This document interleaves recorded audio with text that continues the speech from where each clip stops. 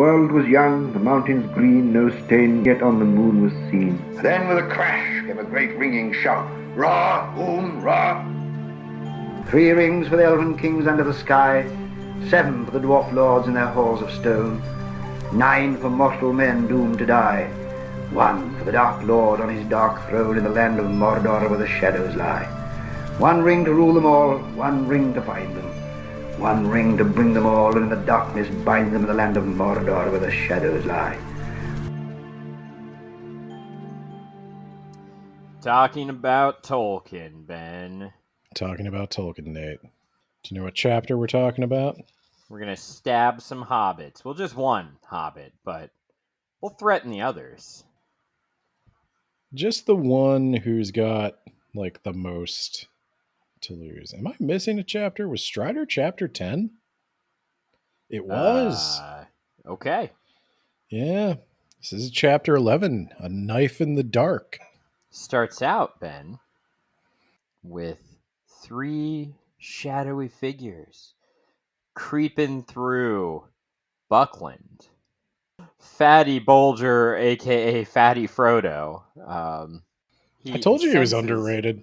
Yeah, he senses something's up, and as the riders dismount, creep across the front lawn, and fucking kick his door in, he flees out the back, fear pea flying in the air, running and sounding the alarm. Well, he doesn't sound the alarm so much as he runs to the nearest house, collapses into absolute hysterics, and somebody goes, I think something happened at that Frodo Baggins house, and they rally the boys, the Hobbit Death Squad. They sound the alarm. This is Buckland, okay? You might be able to get away with that in other parts of the Shire. You might be able to get away with this Buckland. shit in Mickle Delvane or Hobbiton. You know, maybe Bag End puts up with this nonsense. But here in Buckland, if you scare a man out of his own home, you're dealing with the boys. Yeah. You remember what happened to those trees the last time they came up here? We're gonna give you some of that. Yeah. Prepare to. We're gonna find you. We're gonna hack you to pieces, and then we're gonna burn your remains in front of your friends. So the Black Riders, they want none of that. No, they really don't. Actually, they bail, and could the Black Riders, could these 3 have taken all of Buckland, Ben? Yeah, I think. Probably. Yeah. I gotta say, like, I don't know how we get from this to I'm more threatened by the 3 of them than I am of Sharky at the Scouring of the Shire. Oh, okay. I was like, Sharky. That sounds familiar. My wife's staring at me now. Sharky, for the benefit of my wife and the audience, is the thug name Saruman adopts. Thug Saruman. After Gandalf takes his power. And Saruman's mad, and so he goes to the hobbits in the Shire. Has a gimmick change like a wrestler. And he rides went from a wizard to he has a heel John turn, Cena like a wrestler. and and he goes and rounds up a bunch of big dudes, and he takes over the Shire. And he wears his hat backwards. And then Sam and Frodo and all of them come back, and they're like, "Oh, you have no idea what we've just been through. Get the fuck out." And they lead a rebellion of hobbits, and just, I think Saruman, they don't kill him, but he does die. Wormtongue stabs him. Wormtongue's like, I am tired of you abusing me. What? What does this have to do with what? Sharky. That's the name Saruman takes. He calls himself Sharky. Saruman loses his power. He's a gangster now. He turns his hat backwards. He turns his hat backwards. This is what Nate's saying. He turns his hat jersey. It's like when a 5-year-old thinks they're tough. Like they hit their first 2-year-old and they go down. In the trenches of the Somme in 1914, might have my dates wrong. That a guy named Sharky was a real badass. And that's what Tolkien's pulling from. Okay. You know why they called him Sharky? Because he bit the hand off a German. The whole hand. Finger looking good. Finger licking good. Okay.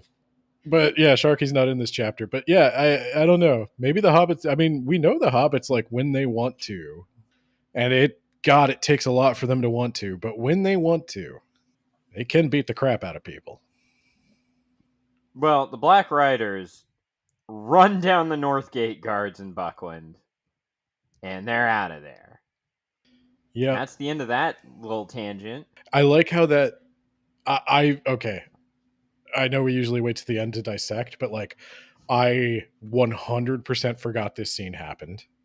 Yeah, me too. Until I literally read it this time. Like I've read at various times I've read these stories over and over again, but like for whatever reason, until we started doing this particular podcast, Fatty Bulger was just lost to me entirely. Yeah, I didn't remember him. Probably because he didn't exist in the movie.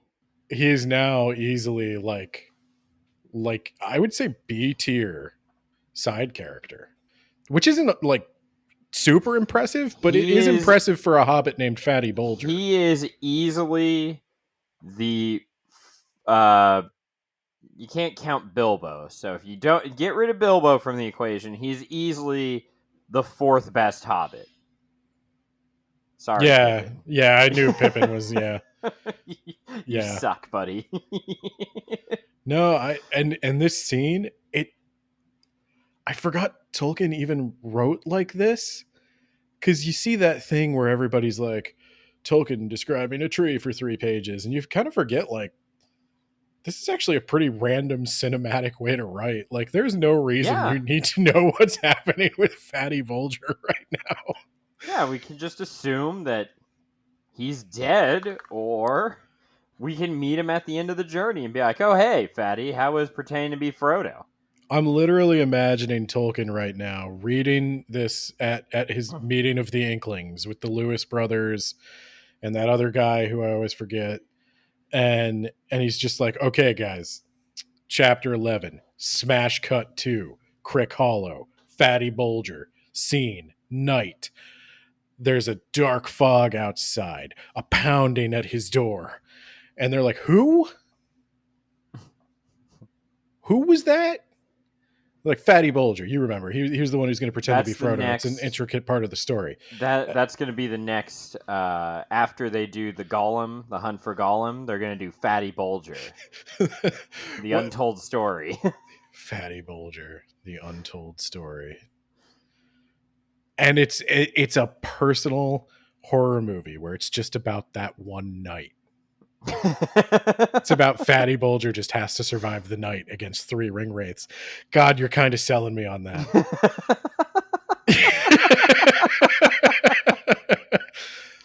All right, get fucking Andy Serkis on the horn. I got one for him. He could play all 3 ring wraiths. I'm sure they'd let those be a cartoon. And somehow we need to get Gandalf in there, you know? We need to digitally de-age him so he looks just horrible. They're putting in the War of the Rohirrim anime. It's a fucking anime? Yeah, you know I'm sure I've mentioned it's an anime. Why am I thinking like Factorio, where you just have a factory that's just churning out Lord of the Rings branded shit? They have been talking about this anime for it feels like a decade. Yeah. I remember there's a reason it was in development hell, I'm sure. I have no idea if it's going to be good or bad, but to your point about digitally de-aging Gandalf, they are going to have Saruman, Christopher Lee as Saruman, perfect, in the War of the Rohirrim anime. Perfect. And I just, the way they're going to do it is they're going to take, I guess they have some archival recordings of him reading The Hobbit. So I don't think they're going to try to use AI. I think they're going to chop up actual recordings of him saying certain lines, and they're going to put it in the movie. And all right, I'm going to be the one to say I didn't realize he was dead. I figured he was just like immortal or something, and I thought he was still around, but he's been dead for like 10 years. Yeah, no, I knew when as a fan of both Lord of the Rings and horror movies, I was aware when the Christopher guy Lee who died. did Gandalf is still around, and he still wants to do Gandalf. You know, we usually save all of this for the end of the episode, but we're just Fatty Bulger. You really took us places.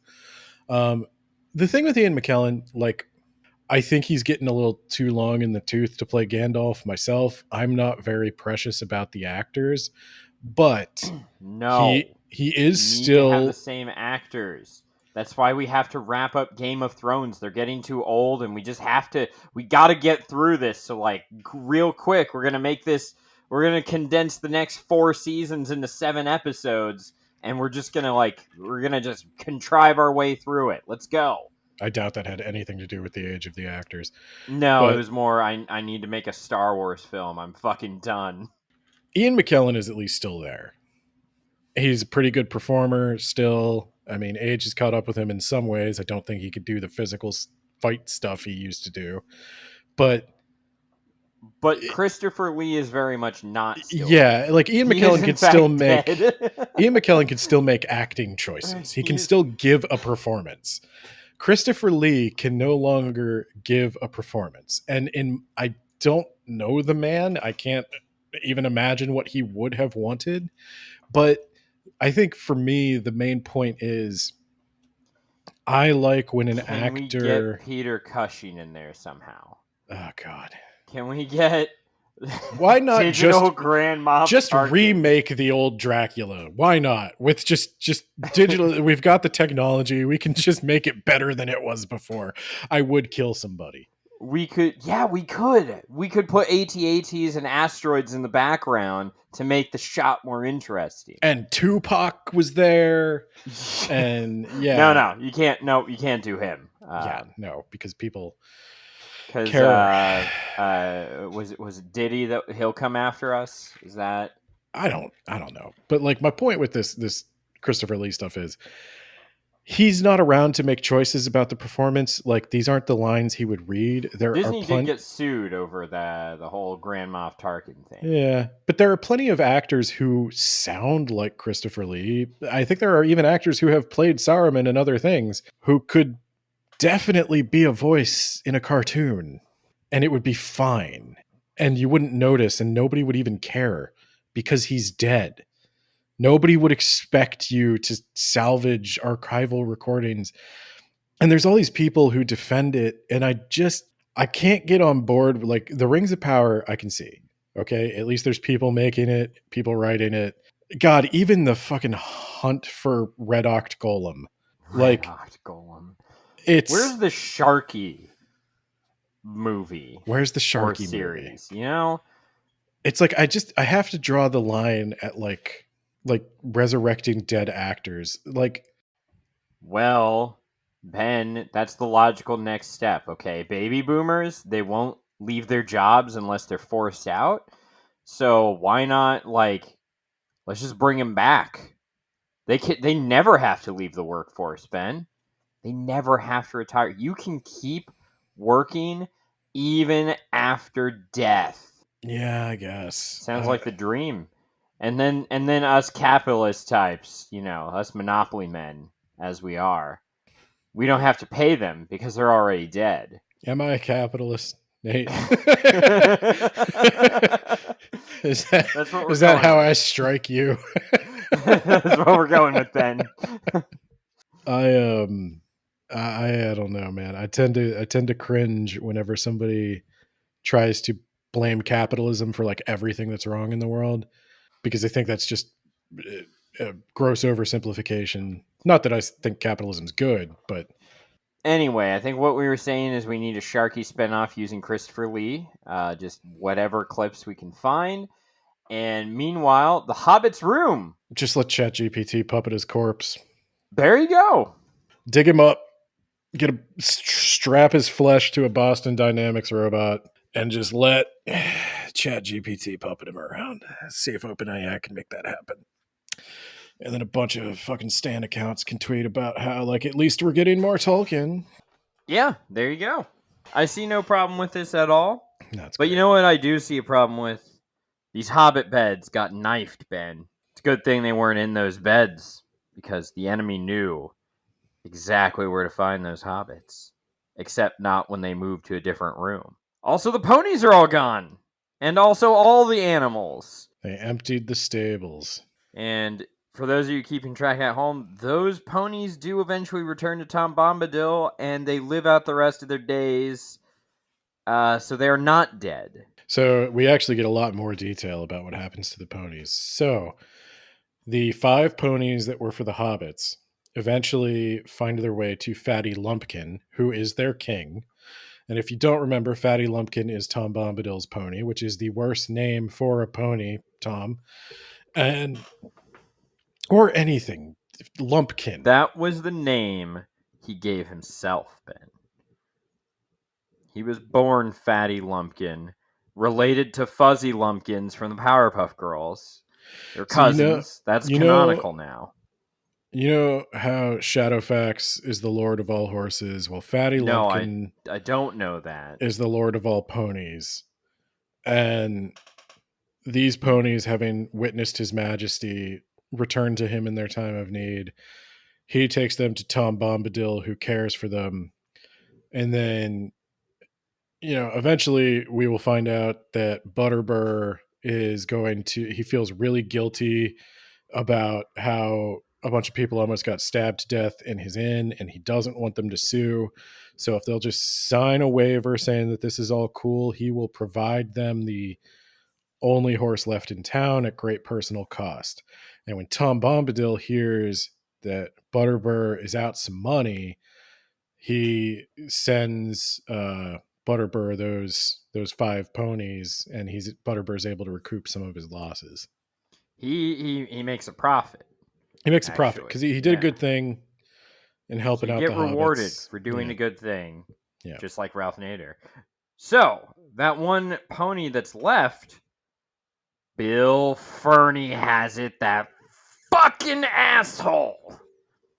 And he's going to sell it to them at a huge upcharge. It's a thing that's like half starving, looks like shit, but its spirits raise a whole bunch once he gets out of Bill Ferny's care, because Bill Ferny's a fucking dick. He's a traitor and an animal abuser. Yeah. Why do we even tolerate this guy? What does he do? Is he like the mayor's son or something? Because if not, let's run his ass out of town. Yeah, why don't we just kick the shit out of him? Yeah. You want to sell us out? Well, here. I'm going to kick you in the fucking face. You know what, though? There's a part of this chapter that I also forgot, that I also love, and it's on their way out of town. Still here. No, on their way out of town, Bill Ferny's like, hey, how you doing? You like that shit pony? Shouldn't go off with that Strider. Or we call him Longshanks. That's a little play on his name. You know how like he takes long strides and a shank is also your leg? We call him Longshanks. Also, an English king was named that, and he beat the fuck out of the Scottish. Yeah, they did that a lot. And it was a national pastime. He says something to the hobbits about this, and Sam just whips an apple at his fucking nose. Yeah. Sam just beams this man. Yeah, fuck him. And then Sam,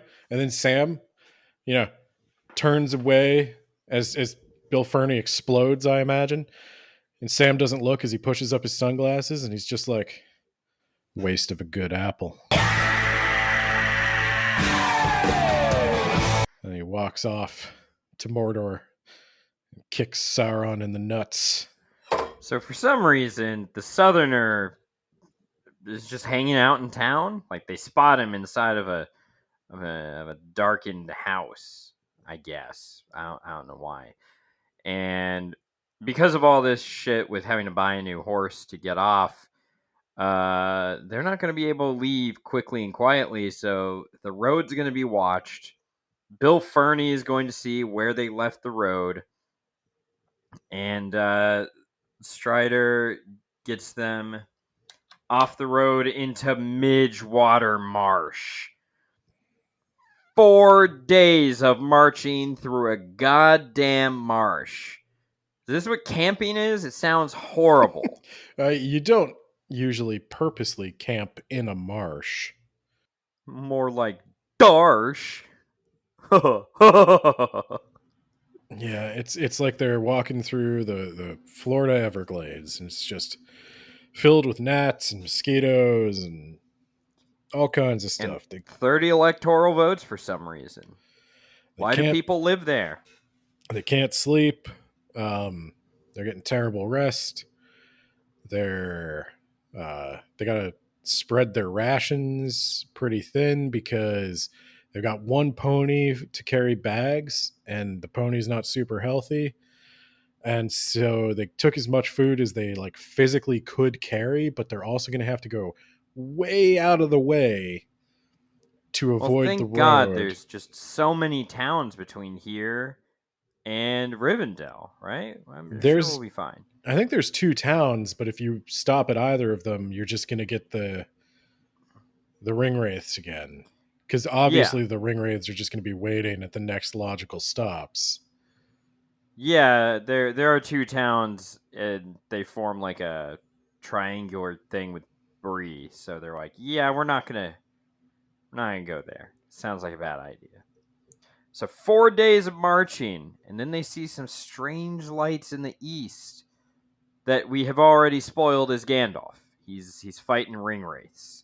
He's fighting all the ringwraiths. Fighting all of them on Weathertop, and Frodo's like, where are those strange lights? And Strider's like, I don't know, but that's where we're supposed to be going, so I hope that isn't bad news for us. He says it looks like lightning repeatedly striking the hill. Yeah. I do not remember Gandalf being so involved. Yeah. Because he shows back up at Bree to leave messages and to check up on where the party might be, and then he's over here on Weathertop fighting all the ringwraiths. Again, the movie's replacing my idea of events because I swore he gets out and goes to Rivendell. I think it's a combination of the movies replacing the events in your mind, and also the book really does need to be read twice, I think, to fully get it. Because the first time when you're reading for plot, a lot of these details seem insignificant. Right down to like Tolkien very specifically has mapped out exactly how many miles they're covering in exactly how many days. He knows, and he sometimes reveals this in the story, but he knows exactly how much time is passing. He's plotted this journey meticulously. Yeah, you go 4 miles per hour. You can drop down to 3 if you're trying to be sneaky. And you have to have a long rest after, I think it's like 8 hours of travel. So my thing is, when I was first reading this, I didn't want to look back and forth at the map all the time.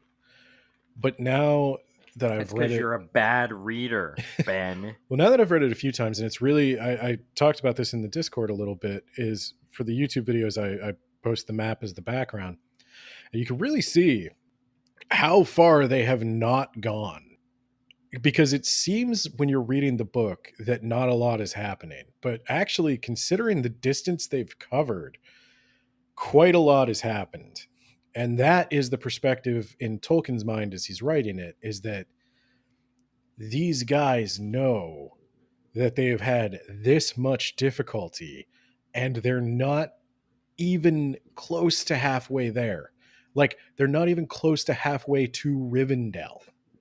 And when Strider is like, I think when they get to Weathertop, they still have 2 weeks to go with the ringwraiths. 12 days to Rivendell. We're fucked is my note. Yeah, with ringwraiths tracking them at their heels. Anytime they step anywhere near the road, these guys are on them. and they're realizing like they can't be fought. They've got spies everywhere. Not Don't all know who birds are to be trust. trusted, Yeah, the Ben. freaking birds are in on it. Yeah, we got to go to Weathertop. It'll give us a view of everything. It's where Gandalf might be. The writers might also go there, though. So, you know, I'm willing to gamble. Are you willing to gamble? Let's gamble. The thing with Weathertop is it's a strategic location. It is a hill that is very high up. I think he says almost 1,000 feet. And from there, you can see everything for miles. So there's some pluses and minuses. We'll be able to see everything for miles. The minus is the people tracking us would also know that they could do that. There's more of them than there are I'm of really us. glad that in the book, they're not dumb enough to start a campfire. No. Which is what happens in the movie when they're like, oh, we're just having second breakfast at night when we're being hunted in the most visible location in the entire... Like, what are you doing? You deserve death, Pippin. Get out of here. Well, but Mary, that's the other thing. Mary's involved in that too. And yeah, you're right. Book Mary would never. Book Mary would have slapped Pippin for even coming up with the idea. Hey, you want to get second breakfast? No, I don't. Eat your stale bread, dumbass. Book Mary doesn't even like Pippin. They will eventually trauma bond. But like right now, they've barely said anything to each other, if at all. I don't know if they've said a single word directly to one another. I don't think they've spoken. They're very far. Like Mary is Frodo's friend. Pippin is Frodo's friend. This is like Sam is Frodo's dog. Yeah, Sam is paid to be here. But also Sam is already kind of like taking charge. Power bottom.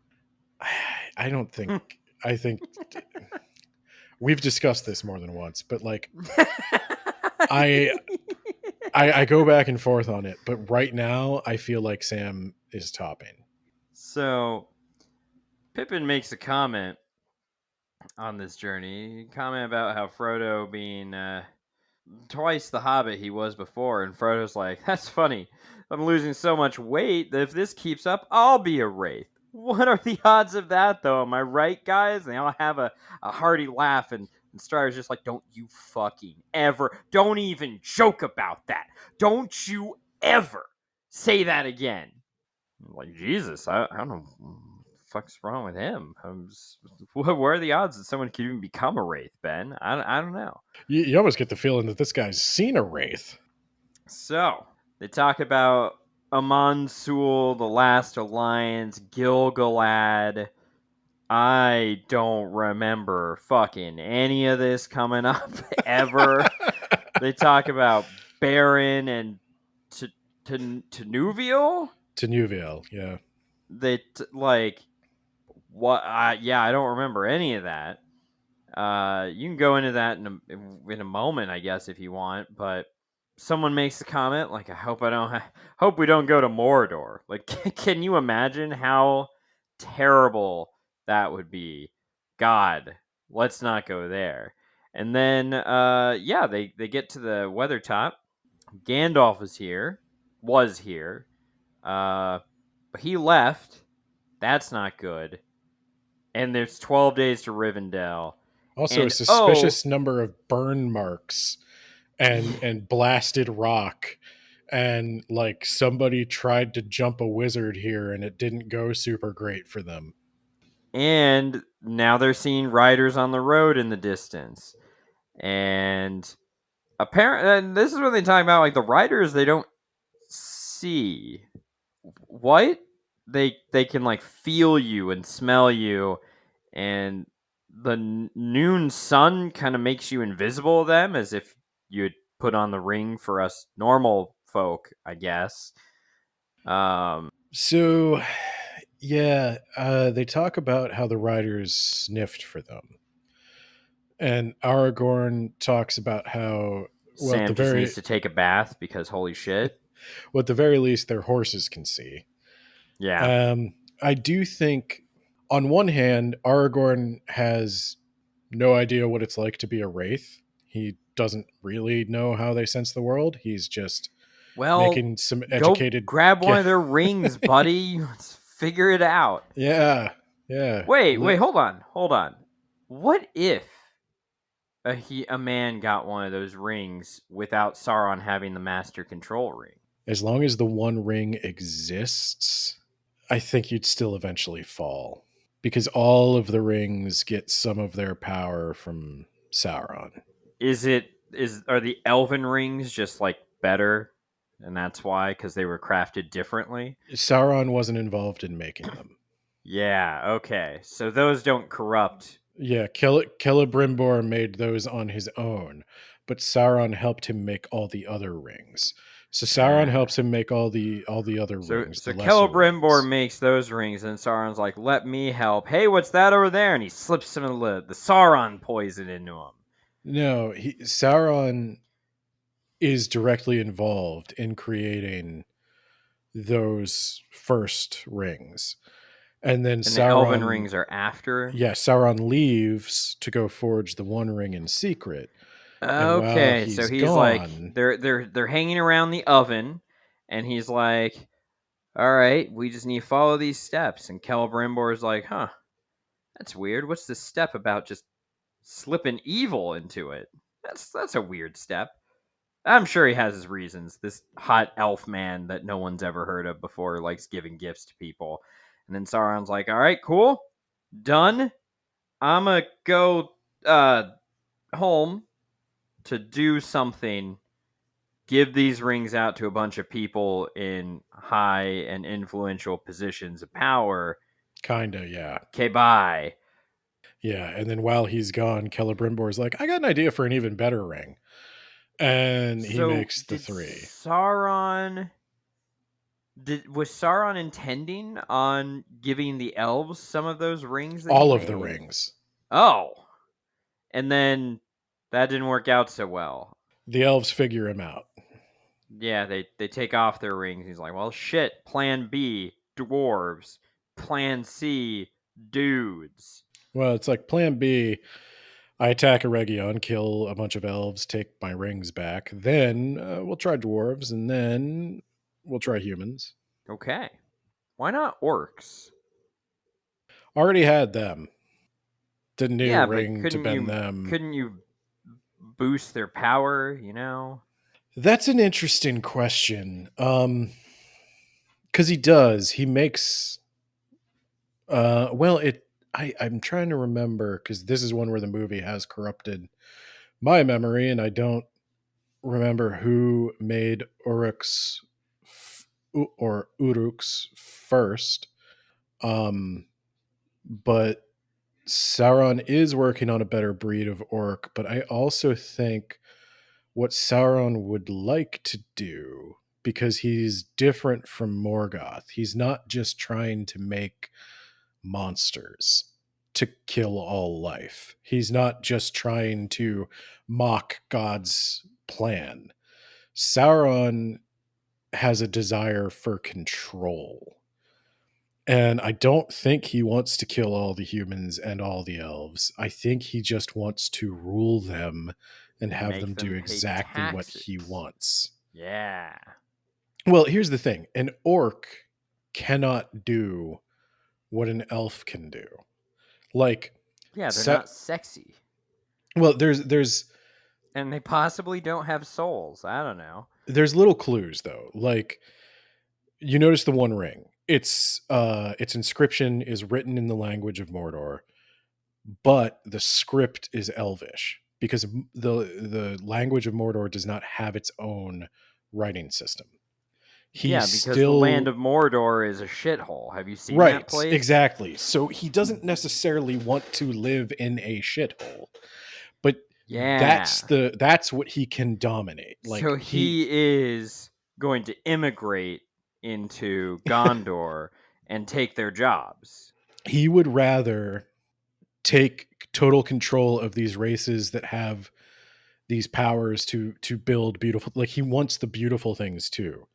Whereas Morgoth just wanted to destroy everything God had ever created. Sauron just wants to own it. Sauron likes the elves. He likes what they do. He just wants to own everything they do and them. And he didn't learn how to like make contracts and just like, sorry, you promised me that you would owe me this amount of your output in exchange for me promoting you on my Mordor social page. Yeah. I guess the like closest you're not thing going to be seeing eternity anytime soon, buddy. Well, the closest thing we have to a contract is an oath, and unfortunately, the elves have probably learned you should not swear those lightly. He needs to put an oath in the end user licensing agreement. Yeah, so that they just scroll past those, it. And, those rings that you made, you swore an oath to obey me forever. That's just on you for not reading those. Yeah, it's actually in an inscription. You have to hold it up to the fire to see it, but like it is there, and you did by putting it on. You agreed that. Yep. You're mine now, so come along. All right, so where are we? Oh yeah, writers are on the road. We're talking about all sorts of different stories. The Silmarils and Morgoth come up. Okay, so don't remember that at all. I think I don't remember it because I'm like, it didn't have anything to do with the plot at the time. You wouldn't have known what they were. Yeah, I'm just like, okay, I don't know what the fuck a Morgoth or a Silmaril is, but those writers on the road are kind of a problem. But that's why the second read is so important. When you know what the Silmarils are, you're like, holy shit. He's talking about them in chapter 11. But yeah, so Frodo and Strider are standing on the top of Weathertop, and Frodo like tugs Strider's sleeve, and he's like, hey, are those Black Riders coming towards us? And Strider's like, get the fuck down. Everybody get down. We gotta go. Get off this hill.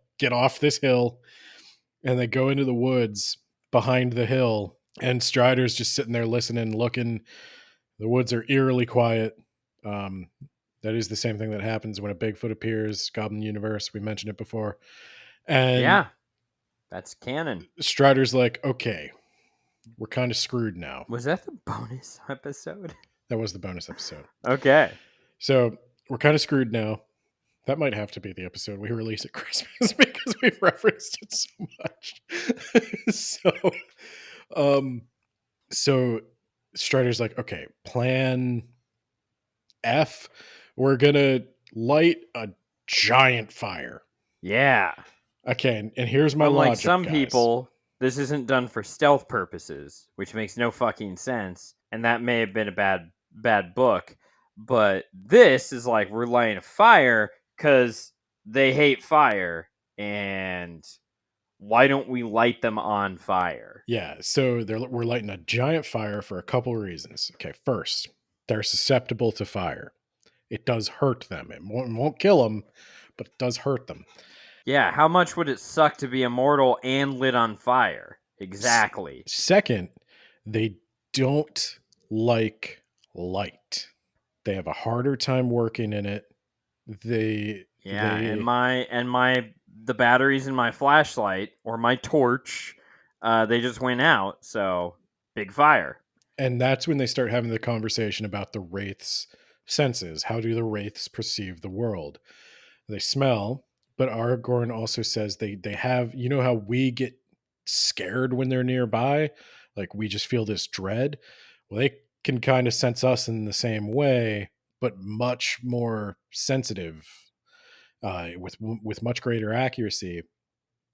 And at night, they can sense much better. They can perceive the world basically the way I take this is they don't have eyes anymore. They see the world not. What if you cut off their ring the way Sauron had his ring cut off? You'd probably need something capable of cutting off the. So you'd probably need a magic sword. They've got magic swords. They do have magic swords. You could probably pull it off. I don't know. I think that might actually work. Okay. But they sense the world in this spiritual way. And the reason, like, the more light there is, the harder it is for them to perceive. Because light in Tolkien's world there's a few different sources of light, but almost always it is a gift of the gods. So like darkness is the default, and light symbolizes creation Yeah, and flat Earth. godliness. And They put the sun in the sky. It just kind of like rotates around like a light. You've got the ether. Now, flat earthers are wrong because they bend the world. So they do. The Earth started flat, but then it was bent. So that's canon, and you're an idiot if you believe the Earth is flat still. So Nate, you'll actually be really happy about this. We'll still talk at the end, but we're just doing it all in the middle. Tolkien, we're like right at the end, too. I know. One of the things Tolkien was working on, right up until the point of his death, treatise on the Earth being really flat for real. Kind of. He almost. Oh my god! No, he didn't think the Earth was flat. No, one of the things he was working on up until the moment of his death, and he almost threw out. I think he was actually maybe going to throw out the entire Silmarillion and start over because he didn't like. Just like Edenverse Volume 2, we're just like Tolkien. He didn't like the flat Earth. Yeah. And he was like, I think it should be a sphere from the beginning, but that changes too much. I'd have to start over. And he didn't want to change everything, but like at the same time, it really bugged him that the world was flat at the beginning because I think he just didn't feel like that worked. And so he was waffling on that up until the very end. And that was 100% a Christopher Tolkien decision that we're going to go with the flat Earth was made round. Yeah, probably because he was like, okay, I don't want to throw out all my dad's work, so... Well, yeah, he couldn't... That's what we're doing. He had to, yeah. Unfortunately... Which is why it's nice to release all the notes. Unfortunately, we don't have an AI that can come in and just puppet my dad's corpse to write a new Silmarillion, so we're just going to have to go with what's already here. Oh, I'm sure there's some AI bro out there who thinks that would be a great idea. Yeah. And wire it through my toaster. Anyway, so the fire got a big fire. Yeah, the fire, you should just know, is like, we're screwed. Because Pippin's like, well, now they're going to see us. And Aragorn's like, that ship has sailed. Yeah, they know where we are already. We're fighting now, guys. All right, guys. Who among you is an all-powerful wizard? Come on, show of hands. Come on. Sam, I'm looking at you. Yeah, come on, Sam. I come on. One of you has to be, right? Oh, God, we're fucked. All right. So 5 of the riders are here. They're approaching the group. It's 5-on-5, okay? Even rules, and Sam's on the ground. Pippin and Merry are peeing themselves in the corner. They're out. Okay. All right, looks like Strider and Frodo are going to have to do a lot of heavy lifting here. All right, Frodo, whatever you do, don't put on the ring. And Frodo's like, I'm gonna disappear. And he puts on the ring. Damn it. Fuck. So he sees them for what they were or are? Were or are? Are they look like that and just in their world, in Wraith world? He is seeing their spirits. Their spirits look like that. If you could see somebody's soul, it might look different than their There was a movie form. about this, and it turns out that you only see the people's inner quality, and the guy's dating a fat woman, but he thinks she's skinny. Hilarity ensues. I'm sure it did great on Rotten Tomatoes, and everyone remembers the comedy classic. Anyway. I have no idea what you're talking about. That's fine. I wish I didn't know what I'm talking about. So, I think it was like a Comedy Central movie. You know, garbage. So, Frodo puts on the ring, and Strider's like, all right, 1-on-5. I got this. Strider dual wields flaming sticks. So, they push on through, the riders do. They know who has the ring now. It's this guy. And they stab him. I guess also Frodo has a sword capable of hurting him. Is that right? The Wraiths? He got a Barrow-White sword too. Yeah, is those are capable of hurting the wraiths? Yeah. Okay. Because in the next chapter, Strider's like, yeah, that wouldn't have done shit. The sword, I think it does. I mean, Frodo hits him in the foot, so it's not like the best thing. But it does maybe scratch him. That is not. So Frodo does manage to attack the wraith. Yeah, because he's a boss. He doesn't just cry and get his shit kicked in. I don't think he attacks the wraith in the movie.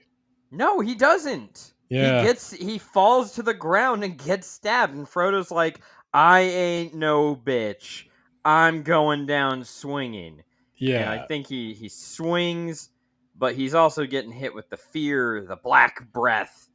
So he only hits him in the foot.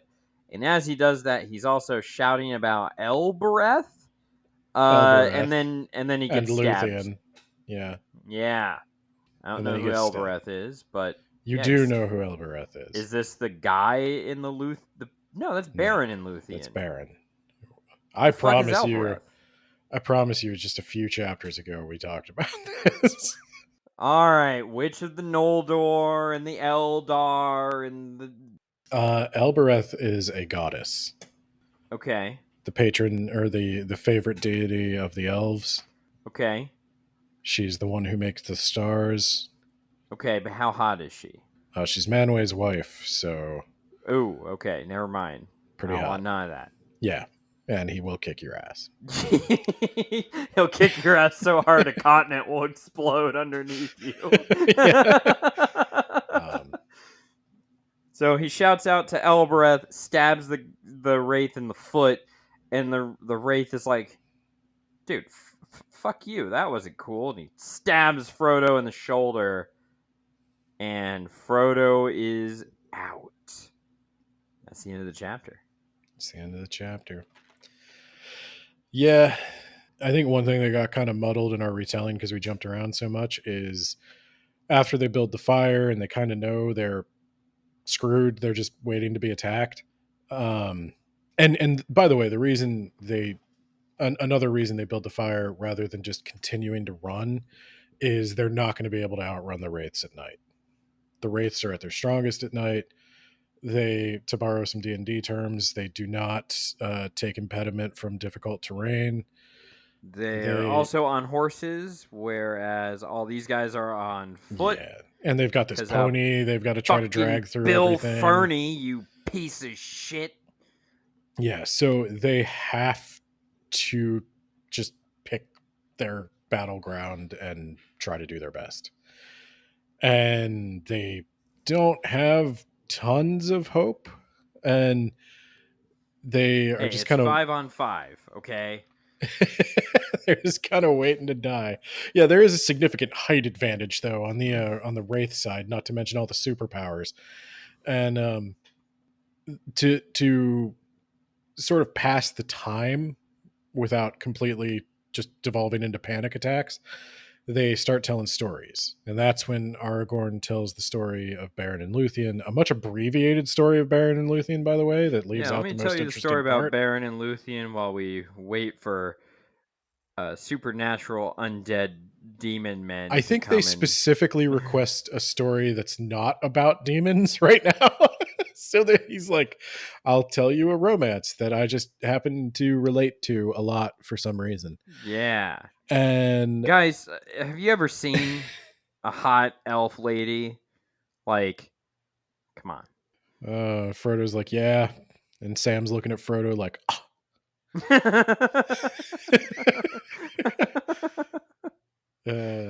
But Sam also tells a story, or he sings a song, and it's a song about trolls, and it's a little simple, but it's also pretty interesting. And everybody's like, wow, I've never heard that one before. Where'd you learn that, Sam? And Frodo's like, or Sam won't say where he learned it, and Frodo's like, Sam wrote that song himself. Sam's actually, we pick on him for being kind of a dumb gardener because he's not a rich landlord like us. But they do that. Yeah. but despite his working man's hands, he's got brains. Look at this guy. Look at the big brain on Sam. It's kind of patronizing, but I think Frodo means it as a genuine compliment. And, the other thing that made me laugh about the storytelling was when Aragorn tells an abbreviated version of the Lay of Beren and Luthien. The Lay of Beren and Luthien is in rhyme, and it's got a kind of complicated meter that I couldn't really figure out as I was reading it. Might have to talk to the unsighted people about how to read poetry, but nah, you just use feeling. I could not get the rhythm, but he even says it's kind of a complicated rhythm, and it's he's like, it sounds better in Elvish, but like he also made it rhyme in English, and I was like, did you just do that on the fly? Yes. Like, were you translating that from Elvish in your head? One of the things I was trained in was beat poetry. I don't think you did. I think you've been working on this poem. I think you've been translating this and working on it. Well, counterpoint, you won't be alive much longer to tell anyone about that. And Aragorn writes poetry, guys. Maybe I push you into the fire. Why don't you hang out with Sam here? Two big tough men writing poetry. Yeah. Strider doesn't even own any land yet. I'll show them. I'll own all the land. Well, all the land that's worth having. Sorry, East and South. But yeah, and then they get attacked, of course. Okay, so we covered a lot of the stuff I would have wanted to talk about. Yeah, we covered a lot of the stuff I would have wanted to talk about in this chapter. We'll return to the Elbereth thing in the next chapter, where they talk about that a little bit more. You had questions about Gil-galad and what else? Oh, I didn't know if you wanted to talk about Gil-galad and the Last Alliance and Amon Sul. So do you know who Gil-galad is? We've talked about him. He was the Elvish king who died fighting Sauron. Yes. He was in that first battle in the movie. And he was like, hello, I'm Gil-galad. Ah! And he got his face crushed in by a mace. He was also in the movie. And then Isildur's dad was like, don't worry, I'll avenge. Ah! And he was dead too. Isildur flailed wildly and happened to nick the finger. And he's like, so we all saw how I heroically stabbed him, right? So is that different in the book? Or did he really heroically flail and happen to cut off his finger? That's more or less what happens in the book, too.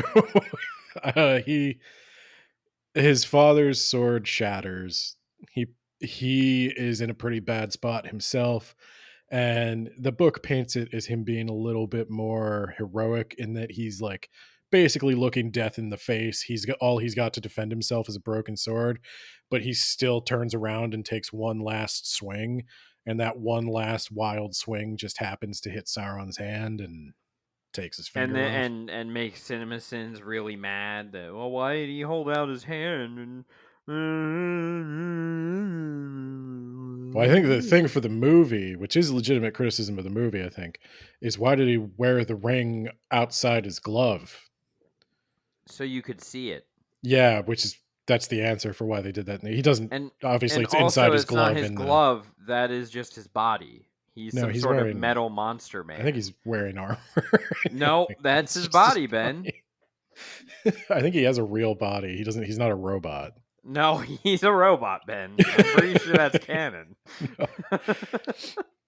But yeah, that's who Gil-galad is. And I think the Amon Sul comes up just because they're walking through, I think, was Weathertop originally a fortress from Amon Sul? I think that's why that comes up. And I think the broader point. Oh yeah, that's what it was. Yeah. Yeah, the broader point of all this, and this is why I would say this chapter especially is rewarding on a second or third or fourth read because of all these little details. But on your first read, two guys explaining it. Yeah? Or two guys explaining it, if that's your thing. I can't even imagine why that would be your thing, but to the tens of people listening to this, good on you. No, I think on a first read, a lot of this stuff that I absolutely love gets lost on a lot of people, and it's not their fault. It's a lot of detail, and it's difficult to discern what matters because just in this one chapter, they are talking about events that are thousands and thousands of years apart. All at once, they're talking about them. They're talking about Thingol and Gilgalad and Luthien and Beren and fucking Morgoth. And, they're talking about like whole ages just all together. And it's difficult for a reader who doesn't know that history to parse. And I do think that's partly why Tolkien really wanted to publish something like the Silmarillion first. But we've talked about that a little bit because the Silmarillion doesn't have this. That's not going to work for me, brother. It doesn't have this nice narrative structure. It doesn't have like proper characters and, I hate to say it, a story. It's more just a series of tales. Wow. How dare you? I think the way it was published is probably the way it should have been, where you get the Lord of the Rings, you get the Hobbit, really. Let the Hobbit hook people and then get the Lord of the Rings to take them a little further down the rabbit hole. Oh, good. The Tower of Raymond Sewell was in The Hobbit, An Unexpected Journey. Well, yeah, because they're actually retracing a lot of Bilbo's footsteps here, but they don't quite know it. Yeah, this is probably one of those towers that he mentioned. Yeah. I think we said that when we were talking about the Hobbit. Yeah, it all ties together. And that's the nice thing, is if you're really paying attention. His trip through this country was a lot, 4 chapters he's at Rivendell.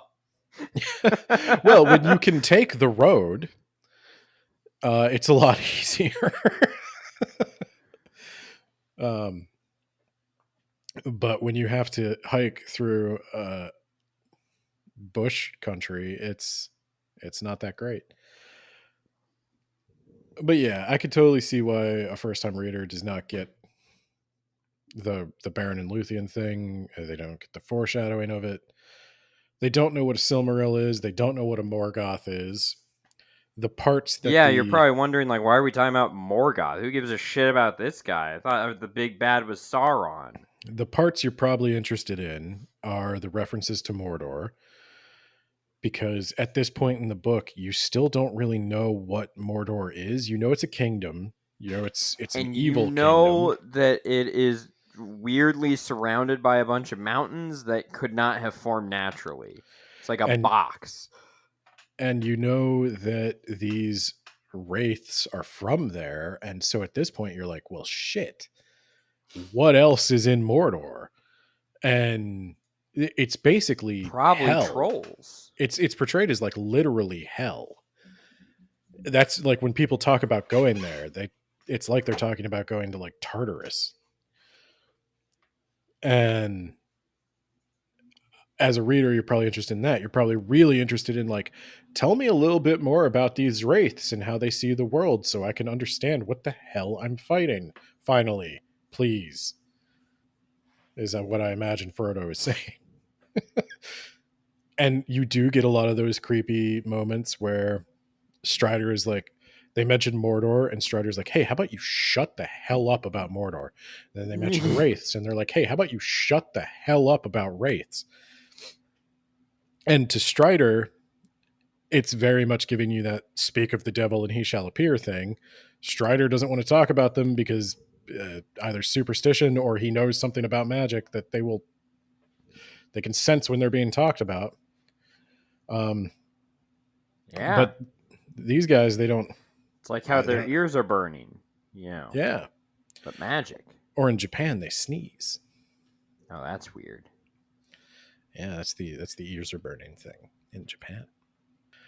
But yeah, I guess we'll have to find out if Frodo is going to live or not on the next exciting episode of Talking About Tolkien. The final chapter for this book. Is it really? Yeah. Yeah, it is. Oh my gosh. Book 1. Wow. Okay. So one more episode, and then we're gonna take a short break to try to recalibrate. And I was definitely right about needing a short break between books, though, because all the lead I had is well and truly gone. So yeah, we'll find out if Frodo survived, and we'll meet an exciting new character who's not in the movie. And the Words About Books Discord has really been like, this dude's our guy. This is the Words About Books endorsed elf, Glorfindel, who could single-handedly arm wrestle a Balrog off a cliff. What? Well, he did kill a Balrog. One. And he died doing it. He died, yeah. But he is respawned. But and wait. He's ready for more. Who is the guy who... God damn it. All your names are the same. It's because they're based on a language. Let's see. What the fuck's that one guy's name? Have you noticed that the... oh, shoot. What's it called? The Gildor. Okay, that's... Okay. Yep. Gildor and Glorion. Yeah. So Gil means star in Elvish. And Dor means door. So he's a star door. Dor means land or dwelling place.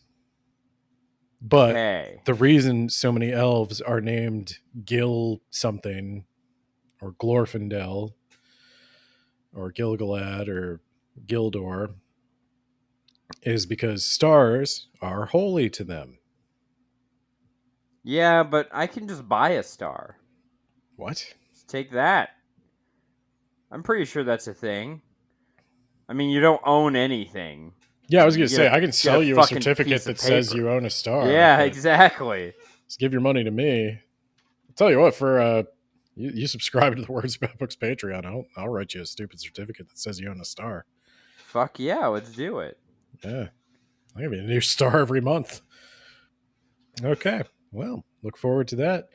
And then if you're not a patron, look forward to a long break. Yeah, that's right. Take that.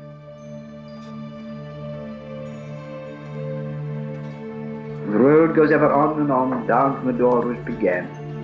Now far ahead the road is gone, and I must follow it, if I can, pursuing it with eager feet until it joins some larger way, where many paths and errands meet. And whither then, I cannot say.